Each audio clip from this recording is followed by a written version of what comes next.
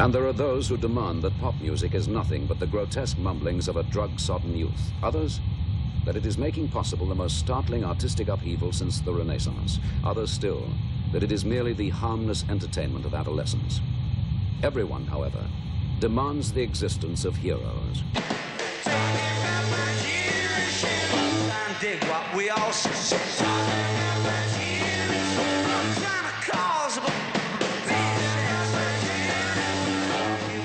In 1964, The Who emerged from the clubs of West London to become one of the most influential and controversial acts of the 1960s. It was breaking the mold of what happened before. Everybody prior to that was kind of polite.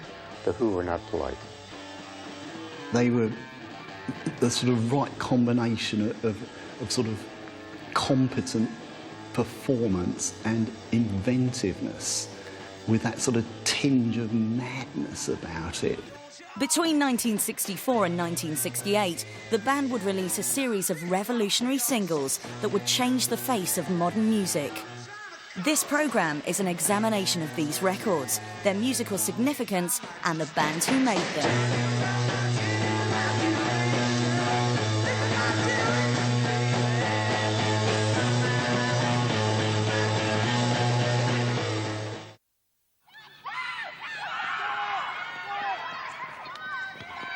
The Who formed in West London at Acton Grammar School, where John Entwistle, Pete Townshend and Roger Daltrey all attended.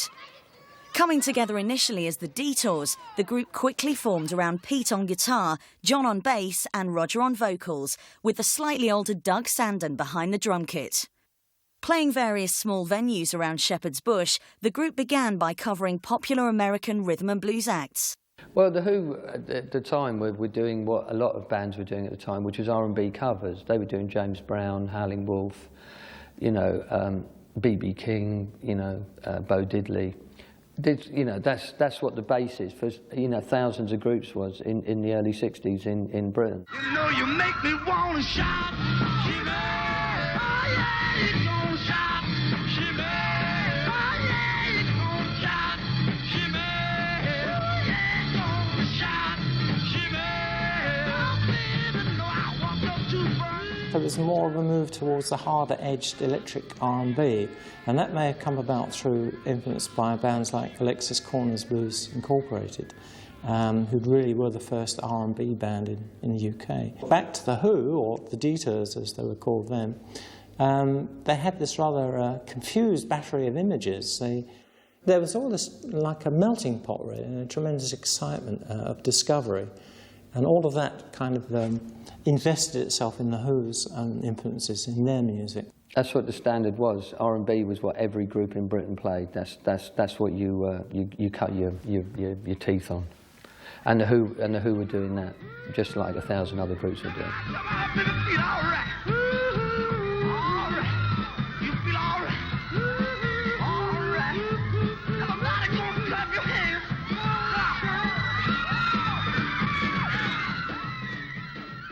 The next significant influence on the band's sound was to come in the form of an early manager, Pete Meaden. Meaden had long since been at the forefront of a growing youth movement that became known as mod. Well, Pete brought mod culture to the band. He brought this huge blanket and he draped it over them, and he immersed them in mod culture. He played them all the records that they should be listening to. He took them to Carnaby Street and to clothes shops to get dressed in a certain way. And he just immersed them in mod culture. He turned them into a mod band. I mean, the thing about The Who is they were a band who became mods, as opposed to someone like the Small Faces, who were mods who became a band. The Who were made into a mod band by Pete Meaden, obviously. I mean, they weren't a mod band as such. And he was quite, smart to spot that, really, and turn them into, give that crowd their own band, and he pushed that very hard. The one guy who really took to all this was Townshend. Townshend had come from art school, so he was really open to kind of any new artistic directions, new artistic ways. And also what happened was him and Richard Barnes, who was a very close friend of his, were sharing a flat, and the guy they were sharing the flat with had this huge record collection, had to get out of town for whatever reason, and suddenly they were left with this amazing record collection of blues and R&B. And so they just immersed themselves in that. So you had Meaden, you had this record collection, you had this developing mod culture, and so it was natural for the Who to kind of start, you know, positioning themselves as the voice of this subculture. Although the Who had found their place amongst youth culture, there were problems forming within the group itself. Friction had developed between Doug Sandon and the rest of the band. They needed a much more powerful drummer, somebody who could respond to the increasingly exciting lead guitar work and much more energetic vocals. Everybody else was putting a lot of power and energy into the band, but the drummer was actually 10 years older than the rest of them, and probably played adequately and well, but in a kind of routine style, and they needed that push. So I think after a row between Roger and Doug, the drummer quit, or was fired, and that left them needing, obviously they had gigs lined up, so they went through quite a few different drummers for a while.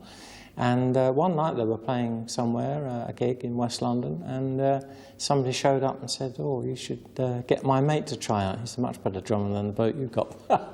My mate's name's Keith Moon. So Keith Moon showed up, leapt on stage and took over the drum kit and wrecked it, probably knocked it to hell, because Keith's mode of playing the drums was to play with full power and attack, rather like Gene Krupa, who was one of his early idols. I think everybody realised that they'd found the man for the Who. Trying to sum up Keith Moon's drumming in a couple of sentences is pretty much impossible. He was a mould breaker, a pioneer. There's really been nobody like him. The way he played drums was absolutely reflective of his personality. He was mischievous, lovable, off the wall, unhinged. With Keith installed behind the drum kit, Pete Meaden completed the band's mod image by changing the group's name to the High Numbers. Soon after, the band signed a one-single deal with Fontana. The record they were to release was the Meaden-penned I'm the Face. The single that Pete Meaden wrote for the Who, I'm the Face and Zoot Suit, he actually nicked from two R&B records, one by Slim Harpo, called Got Love If You Want It, and one by the Showmen. Again, another signal to the audience, you know, taking these records, changing them around a little bit, giving them lyrics, you know. I'm the Face. The Face was a mod term for the guy who was number one. He was the leader. The Face was the guy with the best clothes, the best ideas. Like most of the British groups of the early 60s, the Who were heavily influenced by American R&B music. Many of the soul bands at that time, and particularly Booker T and the MGs. They used simple three-chord arrangements. The difference for the British artists was the guitar was more up front. You can hear this actually in I'm the Face, when the Who was still called the High Numbers as their first single, where they used a simple R&B backing, but the guitar and the bass are propelling the song along, whereas in American artists would have used horns, or they would have used an organ, you know, to do the same thing. I'll show you that part just now.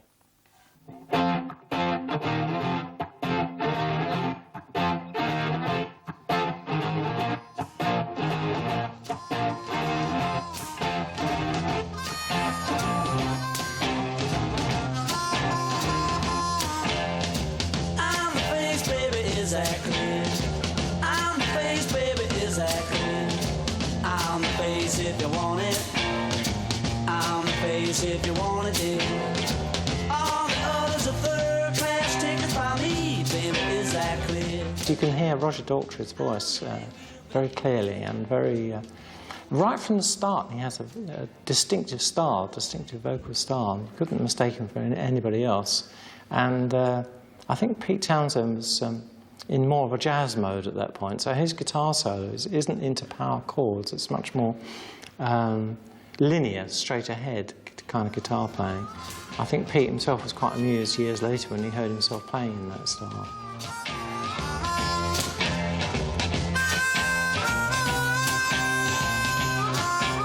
Despite the mod appeal of I'm the Face, the single failed to chart, and the High Numbers soon found themselves once again without a record deal. However, the group's fortunes were about to change when two young filmmakers, Kit Lambert and Chris Stamp, attended a performance at the Railway Hotel in the autumn of 1964. Kit, of course, was looking for a band to make a film about. He had formed unlikely partnership with Chris Stamp. The two people were quite poles apart as personalities. Kit was kind of languid and incredibly well-spoken, very well-educated, former public schoolboy, Oxford University, British Army, and there was Chris Stamp, who was the son of a tugboat driver. But together, they both worked in films. They'd both been assistant film directors together in the early 60s. When they saw them playing, the reaction of the crowd was so intense. They realised that this was a group they not only wanted to make a film about, but they'd actually manage them and promote them and get them a record deal. Because there were several important first steps they had to take. One of them, unfortunately for Peter Meaden, was that it meant them taking over as managers. So they have to get rid of the manager, which is Pete Meaden. So they take him out for a lunch. And they're ready to offer him up to $5,000 to take the band off his hands. And they sit down and they go, well, look, we'll give you 500 quid. And Meaden goes, all right then. And he takes 500 quid, thus saving them £4,500. Moving into offices in Ivor Court, Lambert and Stamp began to manage the group. One of their first decisions was to change their name back to The Who. During a gig in Soho, Pete accidentally damaged his guitar and thus inadvertently created one of The Who's trademarks. Apparently one night at the Mark he accidentally damaged his guitar through some flamboyant gesture, and he capitalised on it. You know, in for a penny, in for a pound. If you're going to sort of break a guitar, well, you know, really break it. Don't just sort of knock off a machine head or break a string. And Keith Moon saw this going on and, you know, decided to sort of support his colleague by sort of walking through his drum kit, you know, and breaking it. And from then on, this kept happening.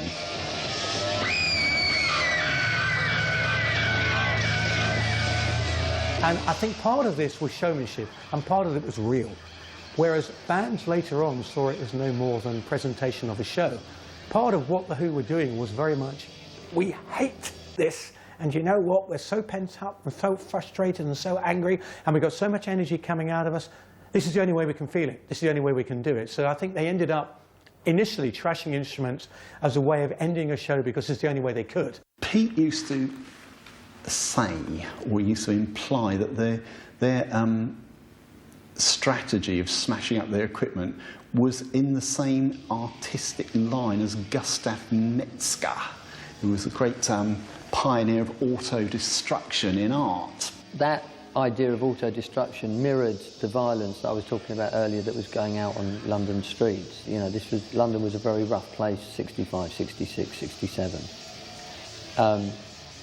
And you had a lot of violence going on, and that mirrored, again, that kind of idea of youth frustration and anger, that, you know, things are so bad, you smash your guitar up.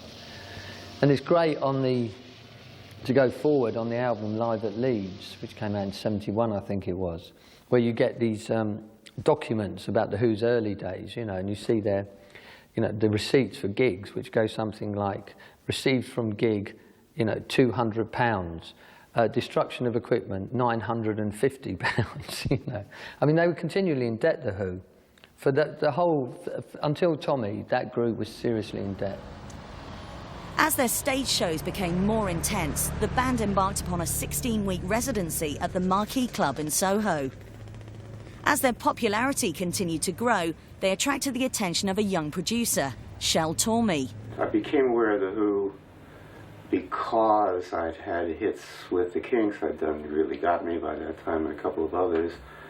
And I had a girl working for me part-time who was friendly with The Who management, and they asked her to ask me to come and see the band, specifically because I had done the Kinks and I thought I was the right guy to do The Who. So, in fact, I went and saw the band. They were playing at a church hall in a rehearsal room, and it took, I would guess, maybe about 30 to 45 seconds before I thought, this is a really great band. This is the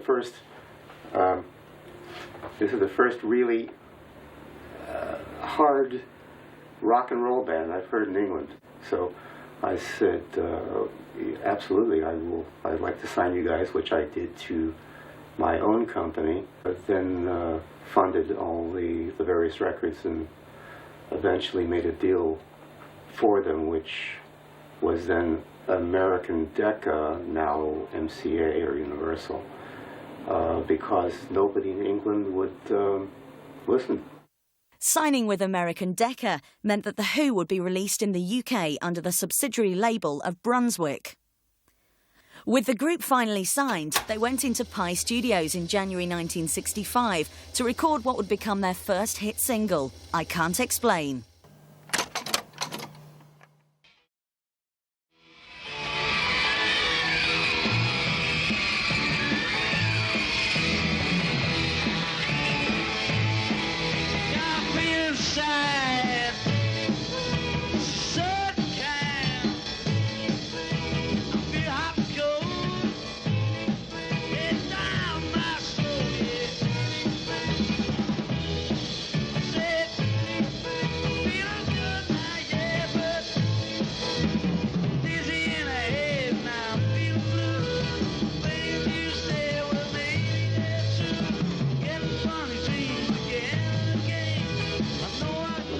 The first record I did with them was I Can't Explain, which Pete specifically wrote for a single, which I believe he wrote it thinking that it sounded like something I had done with the Kinks, and was following a trend that was happening at the time. And in any event, the demo I heard was about 1 minute and 10 seconds. So I worked with him and the band on expanding that into at least another minute, I believe. I can't remember exactly how long it is, but it's not real long. I did it at Pi Studios number 2 studio, which is in fact the same studio I used to record the Kinks at. At the time, they really weren't doing backing vocals, so I hired the Ivy League, who were 3 guys who were a band in their own right, of course. They did have a hit or two, and were extremely good backing band as the backing vocalist. I also hired Jimmy Page as a backup, a rhythm guitarist. There was only really Pete playing guitar. So I had Jimmy there playing rhythm guitar, and that's really about it. It didn't take a whole lot of time to do the record. I think we probably nailed it in about 5 or 6 takes, I would think.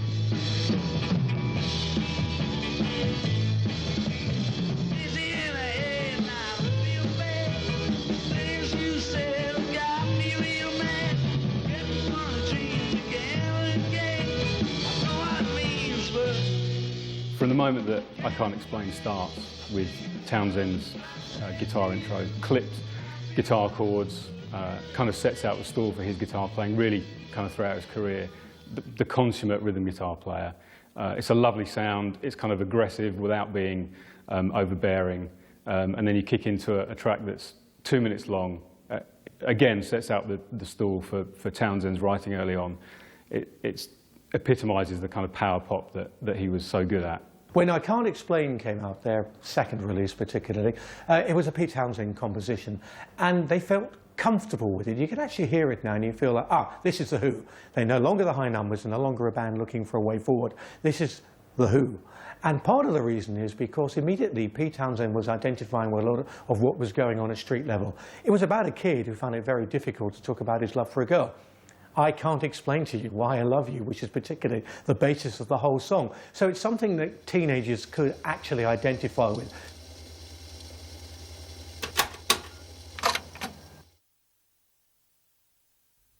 I Can't Explain was released on January 1965. However, it was not to become an instant chart success. It wasn't until the band appeared on the television show Ready, Steady, Go that the single reached the top 10. What's very important in the development of most of these groups at that time was the advent of a TV show called Ready, Steady, Go, which started broadcasting in 1963. Ready, Steady, Go was a pop show which used mods, mainly mods, as its audience. What they would do is they would film on a Friday, and on a Tuesday night they would go around all the clubs in London and get the best dancers and the best dressed young people, and they would invite them down to Holborn Kingsway Studios on a Friday and put them into the audience. But what Ready Steady Go also did, obviously, was to broadcast nationwide groups such as The Who, you know, to take them out of the Goldhawk Social Club and present them to the rest of the country. Ready Steady Go made The Who. Ready Steady Go was probably the most atmospheric pop series of the 60s. And when The Who appeared on Ready Steady Go, I mean, a lot of the viewers had never seen anything like it. The Who became very much the kind of resident band on Ready Steady Go almost. You know, every time they had a new single out, they were guaranteed a lot of coverage on that. With I Can't Explain eventually reaching number 8 in the charts, the band went back into the studio with Shel Talmy to record Anyway, Anyhow, Anywhere.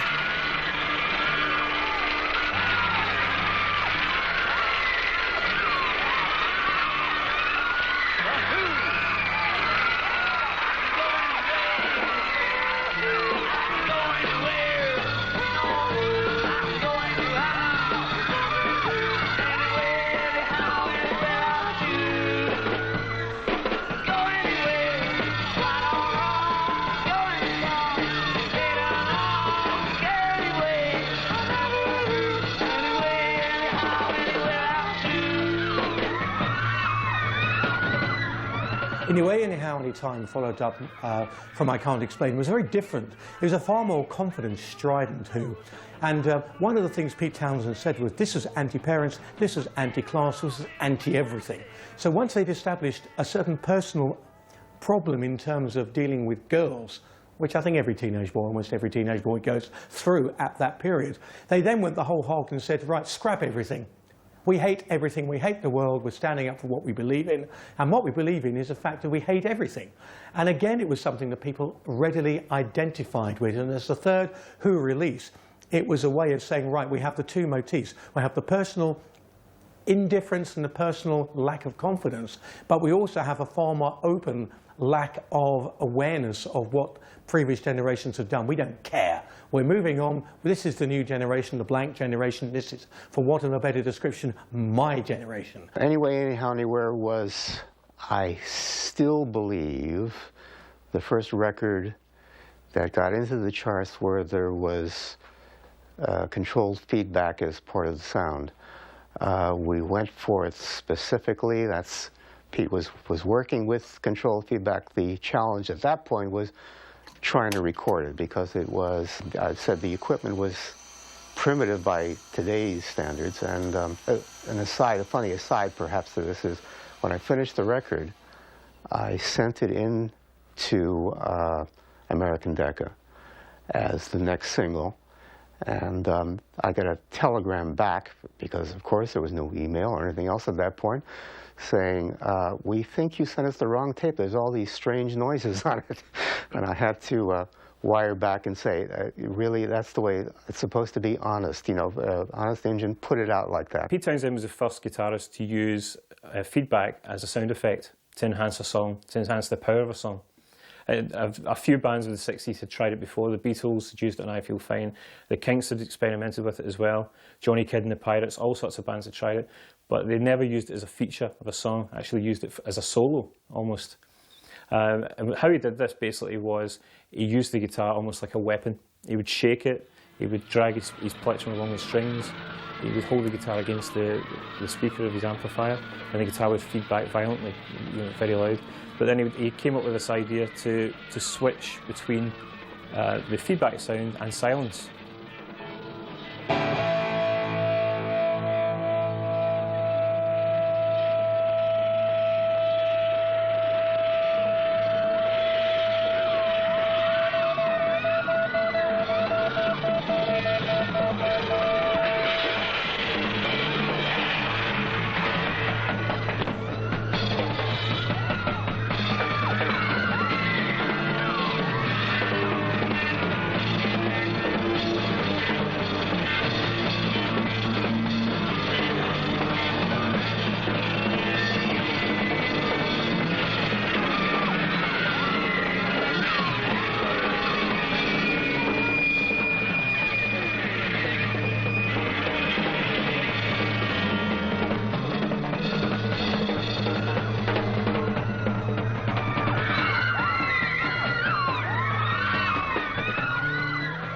Anyway, Anyhow, Anywhere became another chart success, and as the group's popularity began to grow, they prepared for what would become their most successful single so far. However, relationships within the band were beginning to unravel. Despite all the best efforts of the management, and despite the fact they had a very innovative, original and exciting concept on their hands, there was trouble brewing. There was undercurrents within the band which kind of threatened its very existence. There was a fear that the Who might implode.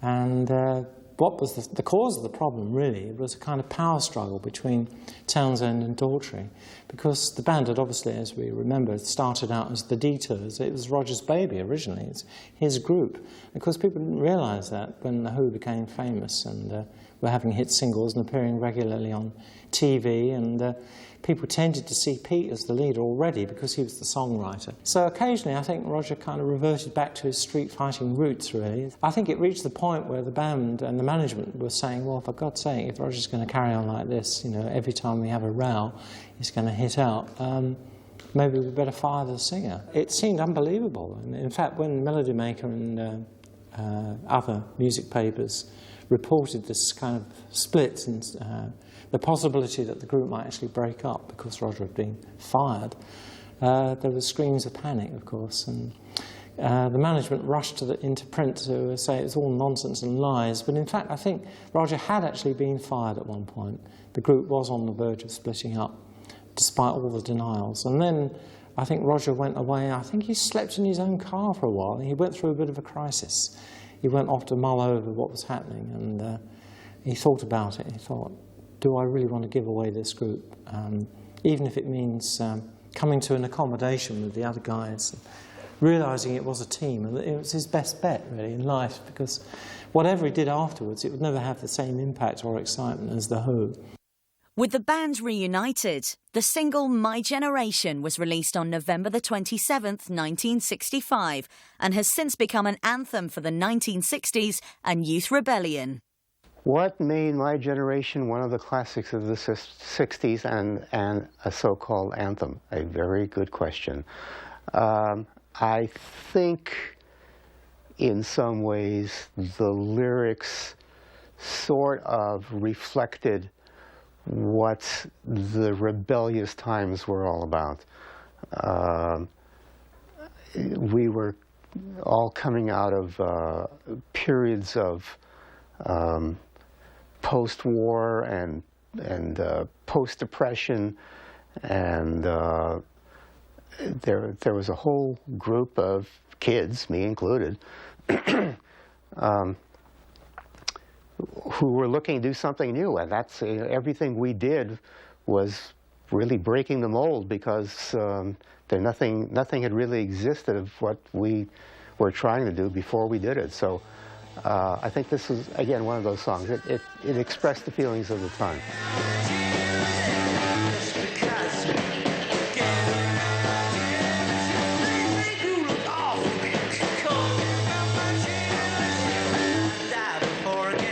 Roger Daltrey stutters on the words because that's his way of expressing the inarticulateness of youth.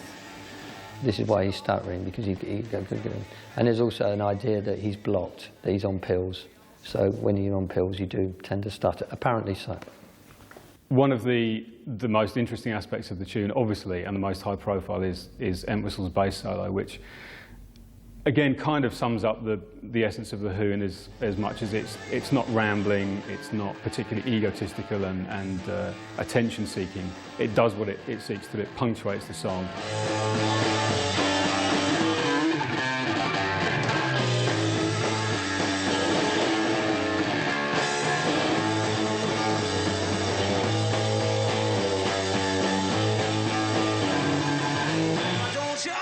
My Generation, more than any of the other songs, certainly of that period, defines The Who. It almost defines that generation. People tried to put us down talking about My Generation. There was a feeling of sort of, we're the kids, we're the new generation, we don't care what's gone before. We've grown up with rock and roll, we're taking it a step further. And of course it has one of the great lines, possibly the greatest line or the most celebrated line that whoever wrote, I hope I die before I get old. At the time, I think it was a great statement about the way a lot of kids felt was, I'm not going to be old. I want to actually be exactly who I am. I want to be excited by the world, and if I can't be, that's why I want to die. And I think there was a certain misinterpretation of what Daltrey was saying, or what Townshend was saying, which wasn't, I'm going to kill myself before I'm 30. It was, to ever lose the useful exuberance. If I ever become bored and stale with life, I don't want to live.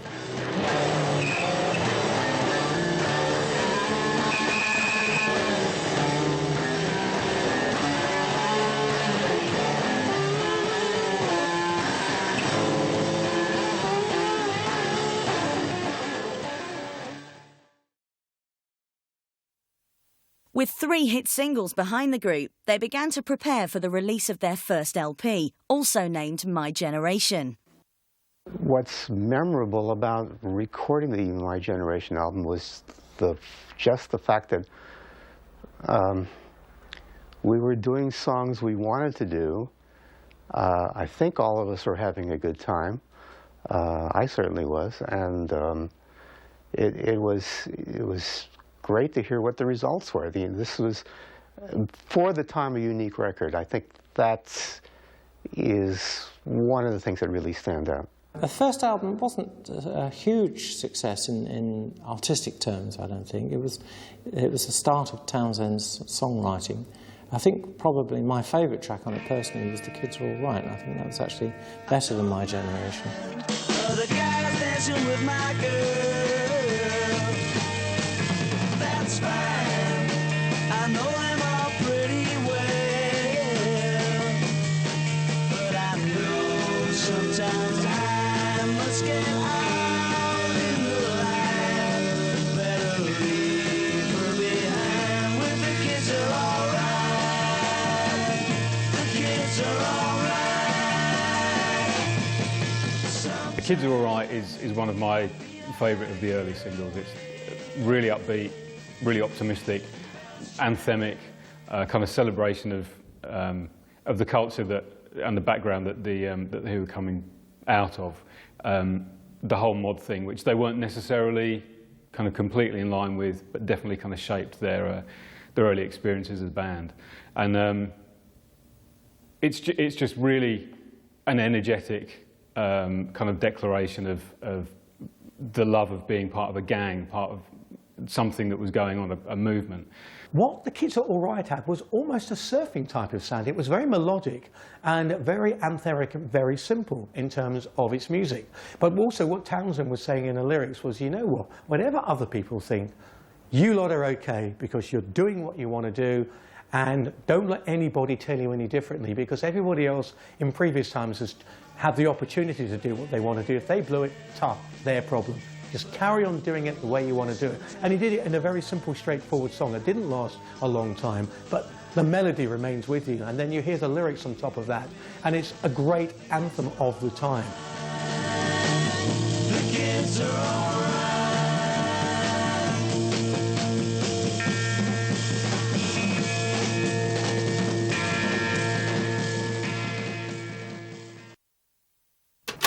The release of My Generation marked the band's final outing with Shell Torme. Due in part to financial difficulties, the group decided to break their contract with Torme and Decca and instead signed to Reaction Records. My relationship came to an end with the band when the management, one guy in particular, decided that A, I was having too much influence with his boys, and secondly, that everything that I had done with the band, they could do without me. And at which point I coined a phrase that there's nothing that a band won't do for you before they're hit or less afterwards, and I think that kind of applied. To usher in the new era, The Who chose Substitute to be their first single release on their new label. Substitute was a kind of resolution of all the administrative problems that The Who were having at the time. They decided to dismiss Shell Talmy and take on Kit Lambert, who sort of decided that he was going to, like Andrew Loog Oldham did with the Rolling Stones, that he was actually going to produce the Who's records himself. But finally, the situation sort of resolved itself with the first single, you know, under the new regime, Substitute, which was a considerable difference in style because it used acoustic guitars, a lot more subtle somehow. And I think in a way that sort of was a signpost for future musical direction, because I don't think they ever released any other singles that were quite as in your face as Anyway, Anyhow, Anywhere or My Generation. Substitute obviously features one of the best loved, best known guitar intros ever recorded. And interestingly enough, it's on an acoustic guitar. You know, although Townshend's known for his kind of wild energy, particularly on stage with his windmilling right arm, it's an acoustic guitar that heralds the beginning of the song, and it couldn't be more powerful if it was recorded with a Rickenbacker or an SG that he used to use through a wall of Marshalls. It's an amazingly bold, powerful statement. On Substitute, Pete Townshend used a different technique. He could have basically played 3 chords like he did in the first singles, but he put a bit more compositional sense into it. Actually, what's interesting is later on in the 70s, the Sex Pistols covered it, and a lot of garage bands covered it, and they played it simplistically, which is just 3 chords, which I can show you.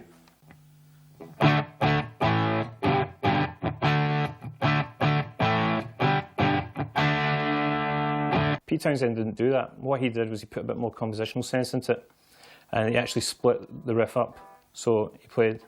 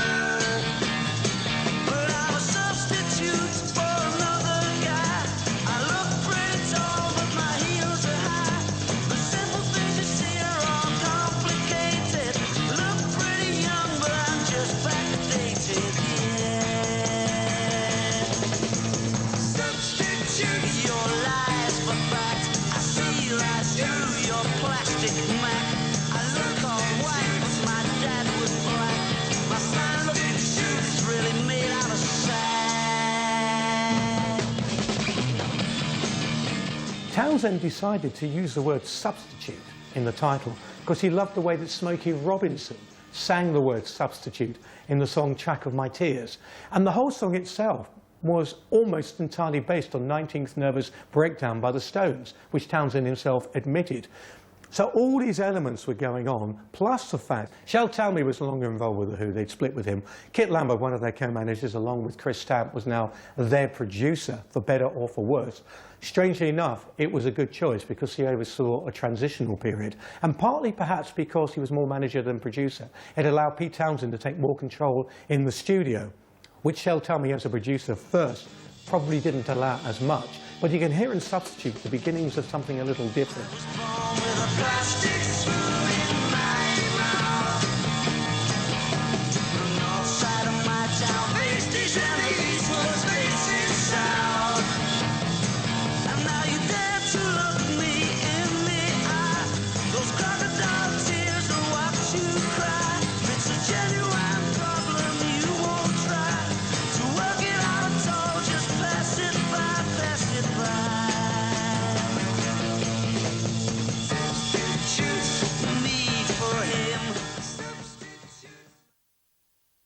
After a confusing flurry of singles released from the Decca-owned My Generation album, The Who's next original release came in the form of I'm a Boy.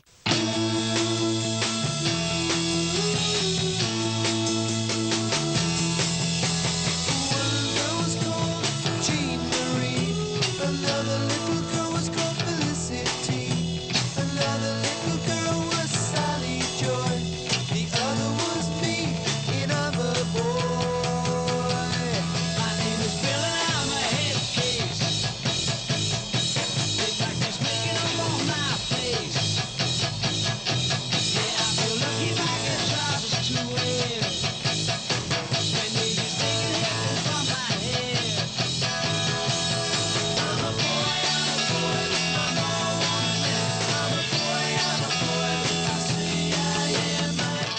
I'm a Boy is one of the strangest songs Townshend ever wrote, or the Who ever performed.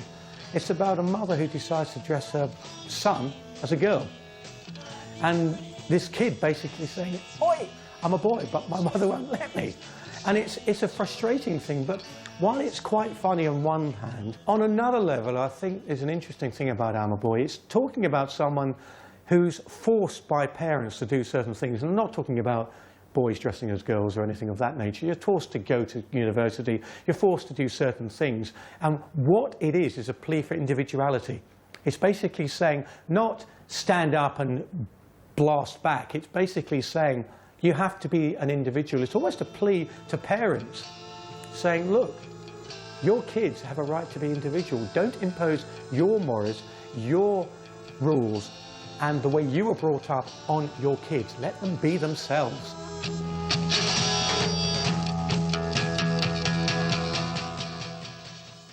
I'm a Boy equalled the success of My Generation, reaching #2 in the charts and confirming The Who as one of Britain's most popular acts. This popularity was demonstrated when the group were asked to front a Ready, Steady, Go special dedicated entirely to them. In conjunction with the show, the band decided to release the soundtrack from the programme as an EP under the name Ready, Steady, Who. However, things were not to go according to plan. Although it was supposed to be the soundtrack of their famed television appearance, they'd been honoured with having a whole edition of Ready, Steady, Go devoted to the band, and which is now lost apparently, so you can't actually see it, which is a great tragedy. But the idea was that they would have the soundtrack from their television appearance on an EP. The Ready, Steady, Who EP almost became an EP by mistake. It wasn't meant to be released in that fashion. In fact, it was put together for the Ready, Steady, Go programme, for which the Who were quite popular and very much locked up. It was an ITV equivalent to Top of the Pops, but a lot cooler in its own way, and because it didn't last as long as Top of the Pops, it never became uncool. However, it ended up being its own EP. Keith Moon comes to the surface here quite a lot. The Ready, Steady, Who EP was very much Keith Moon's baby because he took lead vocal on 2 numbers. And there was Bucket Tea, which was an album track by Jan and Dean, and also Barbara Ann, which was a single by the Regents that had just been revived by the Beach Boys.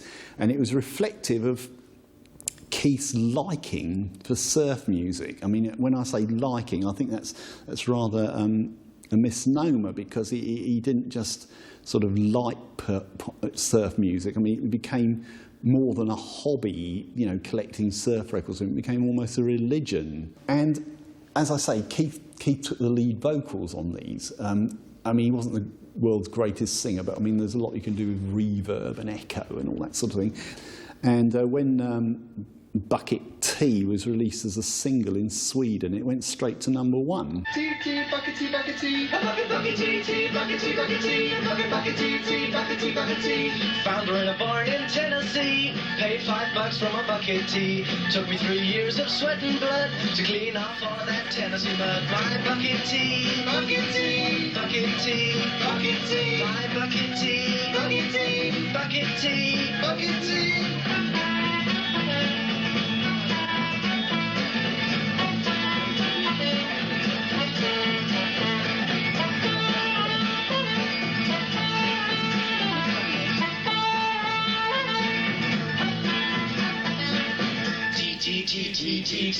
The Who did it, and did it in a tremendous way that reflected the love of that music, but also had enough of The Who about it to make sure you weren't listening just to a band literally going note for note through the cover. So it was an unexpected and unplanned release that was a lucky unplanned release, because in a way it reflected the end of an era for The Who. It closed the book on an era. Bucket tea, bucket tea.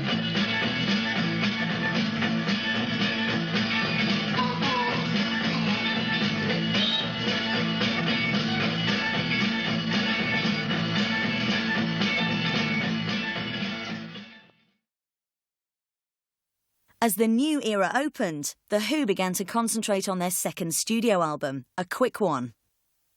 The first single from the LP, Happy Jack, was to finally crack the so far elusive American market. Happy Jack was inspired by what Pete Townshend as a kid saw on the beaches of the Isle of Man.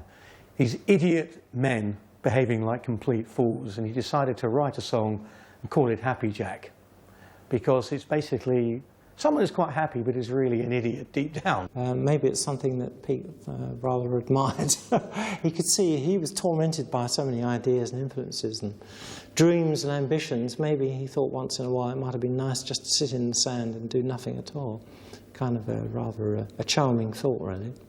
And incredibly, it locked into an American psyche. Maybe everything had built up to this point, but it became something of a hit for the band in America. Jack wasn't old, but he wasn't new.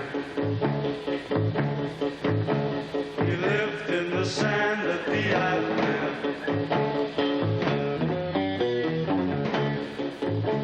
The kids always sing, so they rode on his head.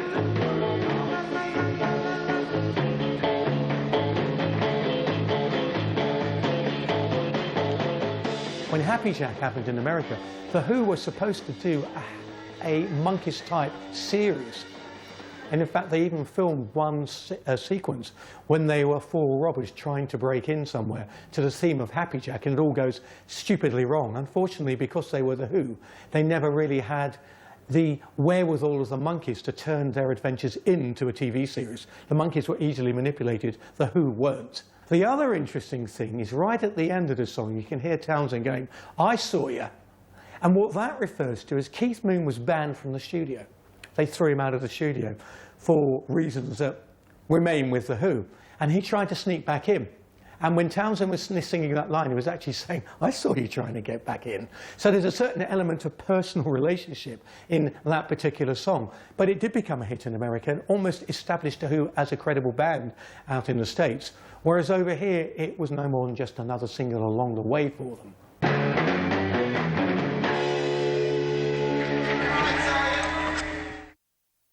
The success of Happy Jack was followed by the release of a quick one in December 1966. The last song on the album was to become a precursor for a future musical direction for the band. A Quick One was the band's second album. In many ways, it was the most satisfying of the early Who albums because it actually contained the seeds of what became later Tommy.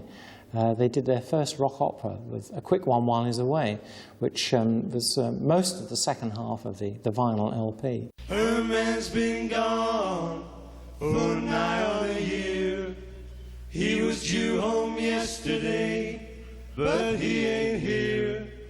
Her man's been gone for nigh on a year. He was due home yesterday, but he ain't here.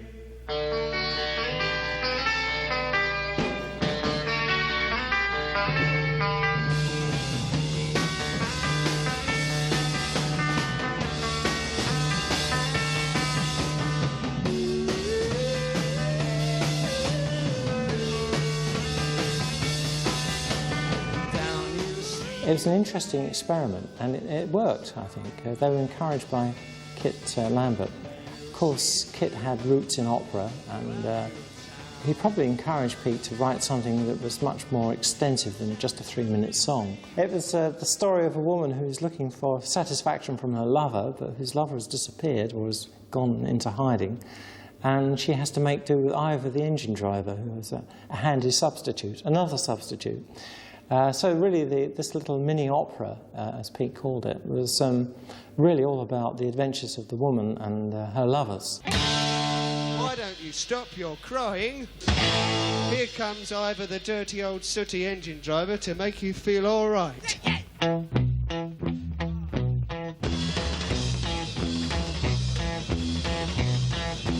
name is Ivor, I'm an engine driver.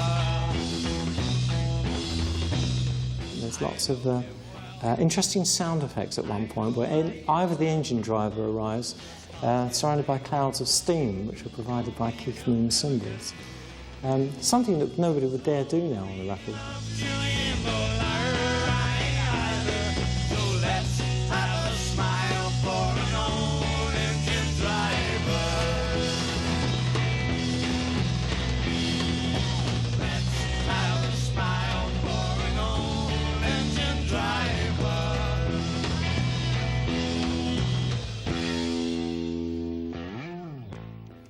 After the success of their second album, The Who once again changed record labels, this time to Lambert and Stamp's newly formed Track Records.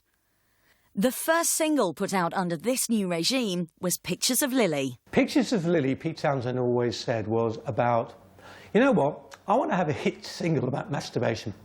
The song's about a dad who gives his kid dirty movies and dirty pictures, and about masturbation. And also, again, it's that parent-son relationship that comes in, which is a dad saying, look, I masturbated when I was your age, I know you want to, and you're probably doing it. Here's some stuff to help you along. Which, in a way, is a step further forward from I'm a Boy, which is about parents, or plea to parents to understand your kids. This was a dad understanding his kid. Pictures of Lily is again using that mod idea of infiltration, you know, without anybody realising what you were doing. There was a few bands doing that at the time. Small Faces with Here Comes the Nice, which was all about taking speed. And Pictures of Lily, which is about masturbation. And this kid up in his bedroom, you know, and this is where he retreats to. You know, the world outside's horrible, but this is where he can retreat to and look at Pictures of Lily. And so to be writing a record about masturbation and getting it played on Radio 1, you've got to applaud him, you know. It's a fantastic achievement. I used to wake up in the morning, I used to feel so bad. I got so sick of having sleepless nights, I went and told my dad. He said, son, now here's some little something, and stuck them on my wall. And now my nights ain't quite so lonely, in fact I don't feel bad at all. I don't feel bad at all. Pictures of Lily made my life so wonderful. Given the lyrical content of Pictures of Lily, which are pornography and masturbation in adolescent times, it's a really pretty melody. It's a great pop tune. And again, there's some fantastic playing on there. Mooney's drums, as always, are kind of a key feature of the tune. He pushes the whole thing along from the beginning. It's kind of a very soul-y, very kind of R&B, kind of signature rhythm, which he draws on from time to time. And Pictures of Lily is a perfect example of him playing those beats. Lily, oh Lily, pictures of Lily.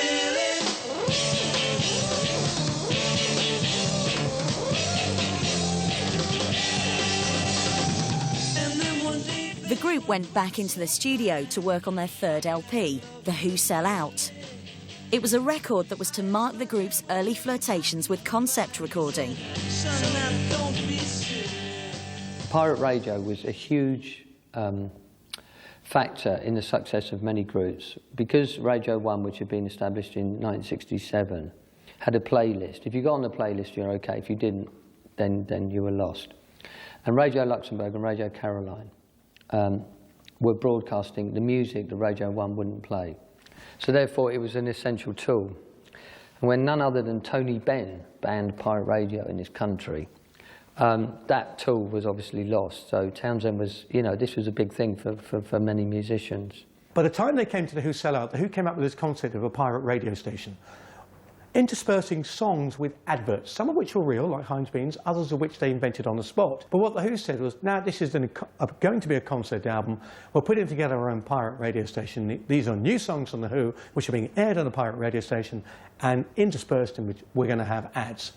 And it's a great idea, and it works really well. This was their finest pop art moment, because the idea behind the album was, one, The Who was selling out to radio and to commercial things, and two, that they were using pirate radio as a way into, you know, the album is a pirate radio, it's like a pirate radio station, and it starts off with an announcer and more music. And to me, the single that came off that, I Can See for Miles, was just, I think it preceded the album, but to me this was the apotheosis of The Who. It's a kind of culmination of The Who's impact on the swinging 60s.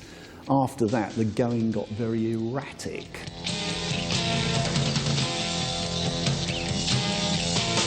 I know you deceived me, now here's a surprise. I you have, 'cause there's magic in my eyes. I can see for miles and miles and miles and miles and miles. Oh yeah. If you think that I don't know about the little tricks you play.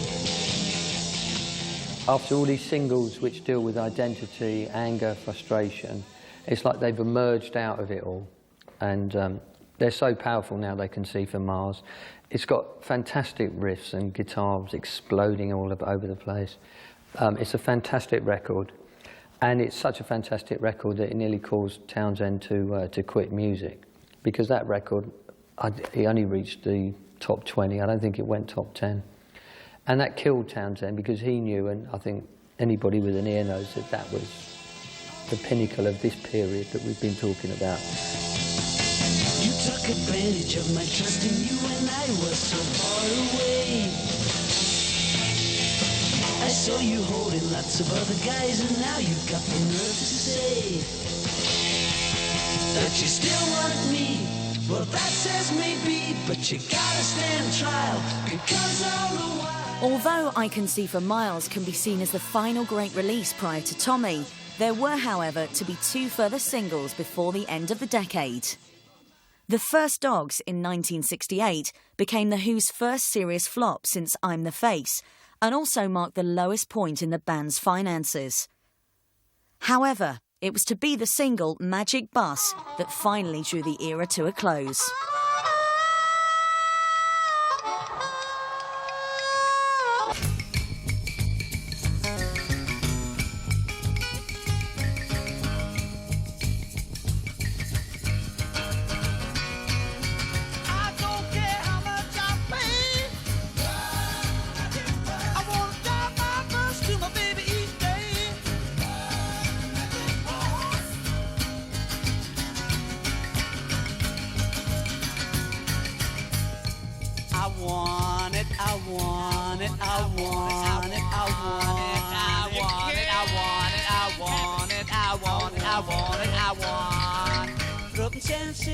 Every day, just to drive to my baby. Throw me 10 6 each day, 'cause I drive my baby every way. Well, Too Much Magic Bus was probably one of the most heavily promoted of the Who singles. I still have my Magic Bus, which they gave to all journalists, which was like a little dinky toy. A little metal toy, which I actually prefer to the single. It has to be said. I never was a great fan of Magic Bus. I know it was a great show number. It was a good, simple tune to play on gigs. Magic Bus is a much more jammed performance, loose feeling song than a lot of the stuff that the band had released earlier on as singles, which were fantastic nuggets of 2.5 minute kind of power pop that Townshend was so good at. But Magic Bus is nevertheless kind of an interesting return to their roots in some ways, as much as it's kind of back to some blues and R&B kind of roots for them.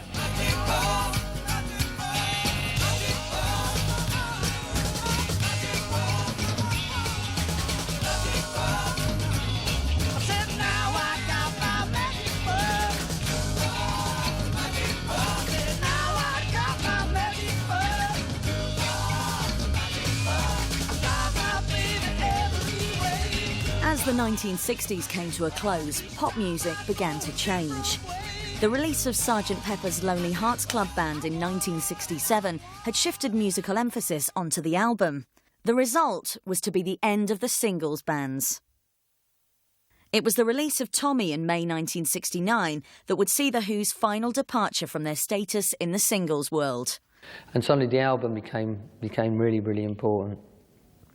And I think after the failure of I Can See for Miles, Townshend turned his attention to albums and to concept albums and to rock operas. And I think there was a deliberate policy with Tommy to say, OK, we come to the end of the era. Dogs and Magic Bus finished off the era. There was a certain sense with Dogs of frustration and boredom with the singles market. There's a certain sense of frustration on Magic Bus with the singles market. It was almost as if we're trying to get away from this. We're knocking these out. This is the end of an era. Enjoy it for what it is. You ain't going to hear anything like this again from The Who. And then they made the conscious decision, right, that's it, end of the story. We're not going any further with our popism. We're not going any further with our singles. We're going to become a band who make albums.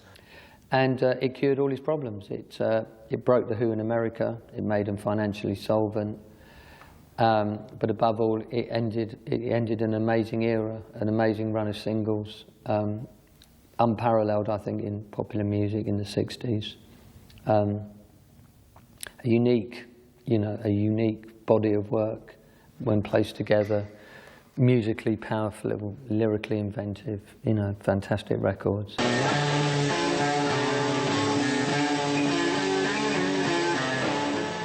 Throughout the 1970s and 1980s, The Who would go on to have phenomenal success both at home and abroad.